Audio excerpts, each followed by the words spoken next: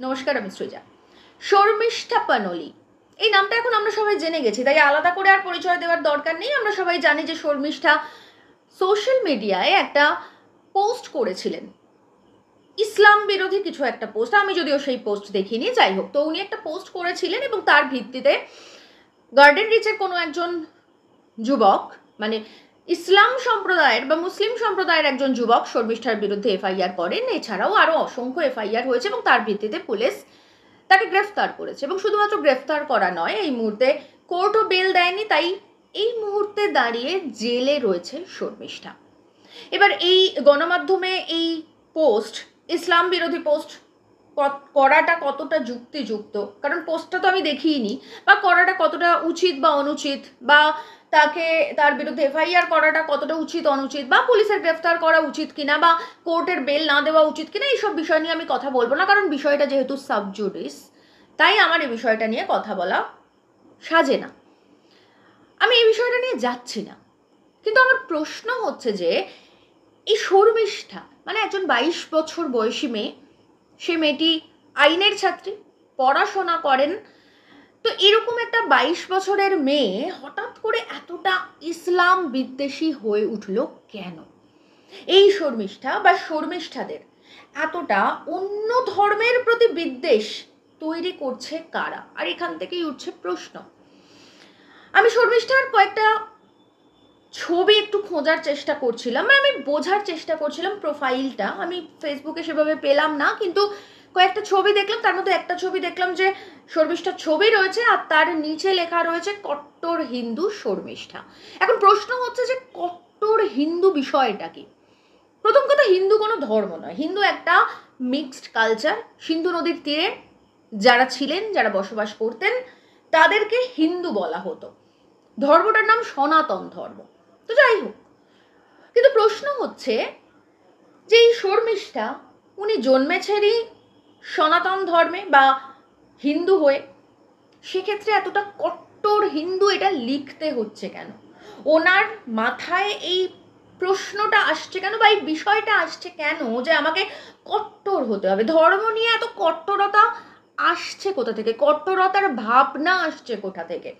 কারণ আমি যদি হিন্দু হয়ে জন্মাই, আমি যদি মুসলিম হয়ে জন্মাই, আমি যদি মানে আর অন্যান্য যা যা ধর্ম রয়েছে, আমি যদি সেই ধর্মের মানুষ হয়ে জন্মাই, তাহলে ধর্ম আমার সঙ্গে আজীবন থাকবে। আমি যদি সেটা পরিবর্তন করতে না চাই, তাহলে আমি যে ধর্মে জন্মেছি সেই ধর্মেই মারা যাব। তো সেক্ষেত্রে এতটা স্ট্রেস দিতে হচ্ছে কেন?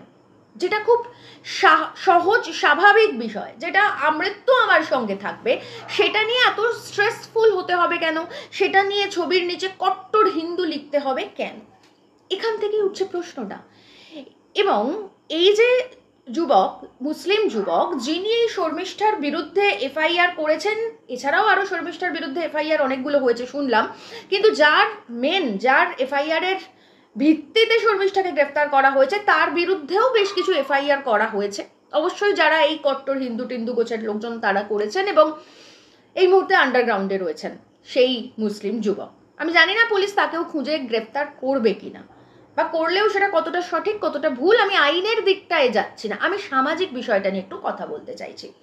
এই যে শর্মিষ্ঠাকে গ্রেফতার করা হলো, তাকে জেলে আটকে রাখা হলো, 22 বছরের একটা ছোট মেয়েকে, পড়াশোনার সময় এরকম একটা, মানে যখন সবে জীবনটা একটা শুরু হচ্ছে, সেই সময় এভাবে জেল খাটা, এই স্মৃতিটা একটা তো থেকে যাবে আজীবন। প্লাস আগামীতে চাকরি বাকরির ক্ষেত্রে, প্রতিষ্ঠা পাওয়ার ক্ষেত্রে সেখানেও হয়তো সমস্যা হতে পারে, আমি জানি না হবে কিনা। ঠিক একই রকমভাবে এই যে মুসলিম সম্প্রদায়ের যে যুবক, তার বিরুদ্ধেও একাধিক এফআইআর হয়েছে, এবার তাকেও যদি গ্রেফতার করা হয় বা যদি করা নাও হয়, সেক্ষেত্রেও যদি চাকরি বাকরি পরবর্তীতে, আমি জানি না তার বয়স কত, আমি চিনিও না, ইনফ্যাক্ট দেখিও নি, কিন্তু আমি জানি না, মানে যদি চাকরি বাকরির ক্ষেত্রে তিনি যান, সেক্ষেত্রে ব্যাকগ্রাউন্ড চেকিংয়ে এরকম এফআইআর থাকলে তখন কিন্তু সেই চাকরি আর হয় না ঠিকঠাক ভালো কোম্পানি হলে। তার মানে কি হলো? তার মানে এটাই হলো যে যে ধর্মটা আমার সঙ্গে সবসময় রয়েছে, যে ধর্ম বিষয়টা সহজাত একটা বিষয়, সেই ধর্মটার জন্য কিছু রাজনৈতিক অসৎ মানুষের উদ্দেশ্য সাধন করতে গিয়ে আমি আমার ভবিষ্যৎ খারাপ করে ফেললাম। ইনফ্যাক্ট শর্মিষ্ঠার বাবা মাও বলছেন যে যারা শর্মিষ্ঠাকে এসব করতে উস্কেছিল, তাদের নাকি এখন ফোনে পাওয়া যাচ্ছে না, বা তারা ফোন করলে ধরছে না। এরকমই হয়, যারা উস্কায় যারা আসলে এই পুরো বিষয়টাকে চালায় আর কি, হ্যাঁ, অপারেট করে, তাদেরকে কিন্তু প্রয়োজনের সময় আর পাওয়া যায় না, তারা গা ঢাকা দিয়ে দেয়। আর সমস্যায় পড়ে কারা? সমস্যায় পড়ে এই শর্মিষ্ঠা, সমস্যায় পড়ে এই মুসলিম যুবক যিনি এফআইআর করেছেন তিনি। কিন্তু এটা কেন হবে? এইভাবে ধর্মটা মানুষের মানে সহজাত একটা বিষয় মানুষের জীবনে এই মুহূর্তে দাঁড়িয়ে এতটা প্রায়োরিটি কেন পাবে? কারণ 2014 সালের পর থেকে আমাদের ভারতবর্ষের চেহারাটা বদলে গেছে। কীরকম বদলে গেছে? আসলে ভারতবর্ষের মতন উপমহাদেশে তৃতীয় বিশ্বের একটা দেশে মূল ইস্যু কি হওয়া উচিত? মূল ইস্যু হওয়া উচিত রুটি কাপড়া ওর মকান। কিন্তু বিজেপি জানে যে তারা যদি ক্ষমতায় আসতে চায় তাহলে তারা কখনোই এই রুটি কাপড়া ওর মকান, এই যে মূল ইস্যু, এই মূল ইস্যুতে তারা কখনোই কংগ্রেসকে টপকাতে পারবে না। বামেদের তো এ রাজ্যে পারবেই না। সুতরাং তাদেরকে কি করতে হবে? তাদেরকে ধর্মকে আশ্রয় দিতে হবে, মানে এমন একটা কিছুকে আশ্রয় নিতে হবে যেটা দিয়ে তারা প্রতিহিংসার রাজনীতি চরিতার্থ করতে পারবে। কারণ প্রতিহিংসা ছাড়া বিজেপির টিকে থাকা অসম্ভব। আর হিংসার একটা ভীষণ গুরুত্বপূর্ণ বিষয় রয়েছে, সেটা হচ্ছে হিংসা কোনোদিন এক প্যারামিটারে থাকতে পারে না। হিংসাকে সবসময় নতুন নতুন প্যারামিটার চেঞ্জ করতে হয়, কারণ এক প্যারামিটারে যদি থেকে যায় তাহলে হিংসা তার দখল হারিয়ে ফেলে, তার দখল কমিয়ে ফেলে, তার উত্তাপ কমে যায়। সেই কারণের জন্য নতুন নতুন প্যারামিটারে হিংসা তৈরি করতে হয় বিজেপিকে ক্ষমতায় টিকে থাকার জন্য, এবং তার সঙ্গে এই একদল ইয়াং ব্লাডকে তাদের দরকার হয়, এই কট্টর হিন্দু কট্টর মুসলিম বলে যারা নিজেদের মধ্যে দাঙ্গা বাঁধাবে, নিজেদের মধ্যে গোলমাল করে নিজেদের ভবিষ্যৎটা নষ্ট করবে, কিন্তু বিজেপির কেরিয়ারটা তৈরি করে দেবে। খুব স্বাভাবিকভাবে 1950-এ মানে 50-এর দশকে আর কি, পণ্ডিত জওহরলাল নেহরু যখন আমাদের প্রধানমন্ত্রী ছিলেন, তিনি যখন ডিভিসি তৈরি করেছিলেন সেই সময় তিনি বলেছিলেন যে এই ডিভিসি হচ্ছে আমাদের আগামী দিনের মন্দির। আর আমরা এই মুহূর্তে দাঁড়িয়ে এতগুলো বছর পেরিয়ে 2024 মানে গত বছর কি দেখলাম? গত বছর দেখলাম যে সুপ্রিম কোর্টের প্রধান বিচারপতি তিনি বিশ্বাসের ভিত্তিতে, মানুষের বিশ্বাসের ভিত্তিতে, কোনো প্রামাণ্য তত্ত্বের ভিত্তিতে নয়, বিশ্বাসের ভিত্তিতে রায় দিচ্ছেন, এবং তারপর রাম মন্দির তৈরি হচ্ছে, এবং তারপরে রাম মন্দিরের উদ্বোধন করছেন আমাদের এখনকার প্রধানমন্ত্রী নরেন্দ্র মোদী। তো একজন প্রধানমন্ত্রীর ডিভিসি মানে খুলে ওপেন করে, ডিভিসি তৈরি করে ওপেন করে সেটাকে মন্দির বলা, আর একজন প্রধানমন্ত্রীর রাম মন্দির উদ্বোধন করে তার রামের কপালে চোখ আঁকার মধ্যে যেটুকু পার্থক্য, ঠিক সেটুকুই পার্থক্য মানুষের রুটি কাপড়া আর মকান আর তার সঙ্গে হিংসার রাজনীতির। এই পার্থক্যটা যতদিন না আমরা বুঝতে পারবো ততদিন পর্যন্ত এই শর্মিষ্ঠাদের বা শর্মিষ্ঠার अगेंस्टे एफआईआर करा जे मुस्लिम युवक तादेर मतन बलि प्रदत्त होते हबे। बीजेपीर राजनीतिर जोन्नो शर्मिष्ठादेर बलि प्रदत्त होते हबे सेटा नय बोझा गेल, किन्तु आमरा जारा एकटू बड़ हये गेছি, एकटू मैचियोर हये गेছি, एकटू बुझते शिखे गेছি, तारा आगामी प्रजन्मेर जोन्नो कि रेखे जाबो, माने आमरा कोथाय पौঁছচ্ছি एभाবে। केउ एकजन দুদিন জেলে থাকবে, আবার যে এফআইআর করেছে সে 3 দিন জেলে থাকবে, এটা করে আসলেই কি কোনো লাভ হবে? কারণ এই যে রাজনৈতিক ভিত্তি বা এই যে বিজেপি আরএসএস এর রাজনৈতিক এজেন্ডা, এটা আসলে ওদের বা এই প্রজন্মের এই লোকজনের মাথার দখল নিয়েছে। একটা মানুষকে 2 দিন 3 দিন জেলে পুরে রাখলে তাকে শারীরিকভাবে হেনস্থা করা যায়, কিন্তু মস্তিষ্কের যে দখলটা আরএসএস এবং বিজেপি নিয়েছে সেখান থেকে মুক্তি কোথায়? সেই মুক্তিটা আমাদেরকে খুঁজতে হবে। আর তা না হলে এই রাম মন্দির মানে বাবরি মসজিদ যা ভারতবর্ষের হেরিটেজ, সেটাকে ভেঙে ফেলার জন্য উল্লাস করতে হবে। বিশ্বাসের ভিত্তিতে যে রায় আসবে সেই রায়ের ভিত্তিতে মন্দির গঠন হলে আমাদেরকে উদ্বাহু নৃত্য করতে হবে। তা না হলে ঔরঙ্গজেবের কবর খুঁজে বের করে সেটাকে খুঁড়ে ফেলে দিতে হবে।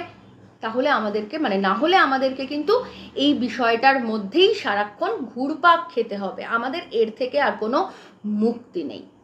অথচ আমরা জানি ভারতবর্ষ ধর্মনিরপেক্ষ রাষ্ট্র। ধর্মনিরপেক্ষ রাষ্ট্র মানে প্রতিটা ধর্মকে সমানভাবে মর্যাদা দিতে হবে, প্রতিটা ধর্মকে সমানভাবে সম্মান করতে হবে। আর সেখানে আমরা দেখতে পাচ্ছি এই মুহূর্তে দাঁড়িয়ে গণতন্ত্রের চতুর্থ স্তম্ভ সংবাদ মাধ্যম। সেই সংবাদ মাধ্যমের বিখ্যাত সাংবাদিক তিনি রুচিহীন নিম্ন রুচির অঙ্গভঙ্গি করে বলছেন কিসের কুসুম, নজরুল ইসলামকে অপমান করছেন। তিনি বলছেন ভারতবর্ষের সংবিধান বদলে ফেলতে হবে, ধর্মনিরপেক্ষ কথাটাকে মুছে দিতে হবে সংবিধান থেকে। এতটাই স্পর্ধা ওনারা। এই স্পর্ধা কে দিয়েছে?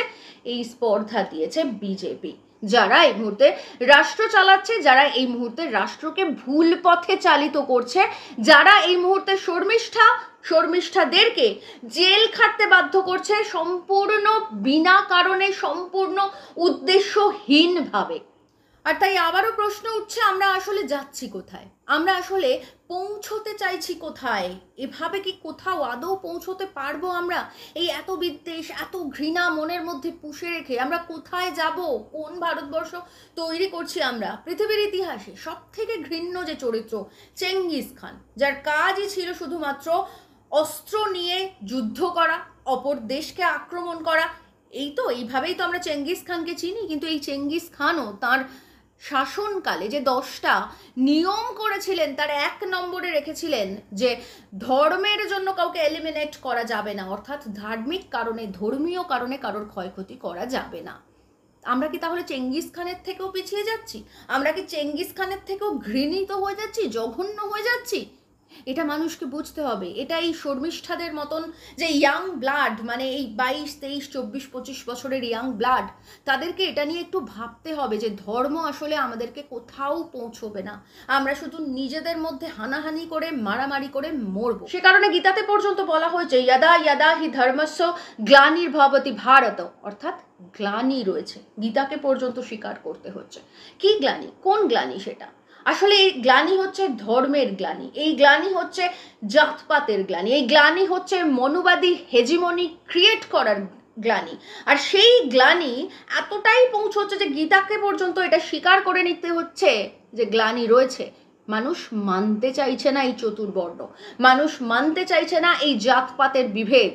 আর সেই কারণের জন্যই শ্রীকৃষ্ণকে দিয়ে বলাতে হচ্ছে যে চতুর্বর্ণ ময়া সৃষ্টং, অর্থাৎ চতুর্বর্ণ আমি সৃষ্টি করেছি, মানে শ্রীকৃষ্ণকে দিয়ে ব্যাকআপ দিতে হচ্ছে গীতাকে, যাতে মানুষ এই যে ব্রাহ্মণ ক্ষত্রিয়র এই যে সমঝোতার ফলে এই যে নিম্নবর্ণের মানুষকে শোষণ করা হচ্ছে, সেটা যাতে তারা মেনে নিতে বাধ্য হয়, কখনো ভয় দেখিয়ে, কখনো প্রলোভন দেখিয়ে, সেটাকে মেনে নিতে বাধ্য করার জন্য শ্রীকৃষ্ণকে দিয়ে এটা বলানো হচ্ছে। ঠিক এভাবেই যতদিন পর্যন্ত, মানে সৃষ্টির আদি থেকে, যখন বিশ্বামিত্র এবং বশিষ্ঠ সমঝোতা করেছে, যখন ব্রাহ্মণ এবং ক্ষত্রিয় সমঝোতা করেছে, বা এখন যখন বিজেপি এবং তৃণমূল সমঝোতা করেছে, প্রত্যেকবার, প্রত্যেক সময় যে মনুবাদী হেজিমনি ক্রিয়েট হয়েছে, তাতে কিন্তু ক্ষতি হয়েছে মানুষেরই। কোনো রাজনৈতিক দলের নয়, কোনো ঋষিমণির নয়, আর কোনো ব্রাহ্মণ ক্ষত্রিয় উচ্চবর্ণের যারা আসলে সুবিধা ভোগ করে তাদের তো নয়। ক্ষতি হয়েছে সব সময় এই শর্মিষ্ঠার মতন মানুষদের, কিন্তু অনেক হয়েছে, আর নয়। এবার মানুষকে বুঝতে হবে যে এই ধর্ম এবং ধর্মীয় উন্মাদনা আমাদেরকে আসলে কোথাও নিয়ে যায় না, আসলে কোনো ফলপ্রসূ বিষয় নয়। ধর্ম রয়েছে, ধর্ম জন্ম থেকে আমৃত্যু আমার সঙ্গে রয়েছে, তাই সেটাকে নিয়ে আলাদা করে কট্টর হতে হয় না, অন্যের ধর্মকে ছোট করতে হয় না, সব থেকে বড় কথা অন্য ধর্মের মানুষকে ঘৃণা করতে হয় না।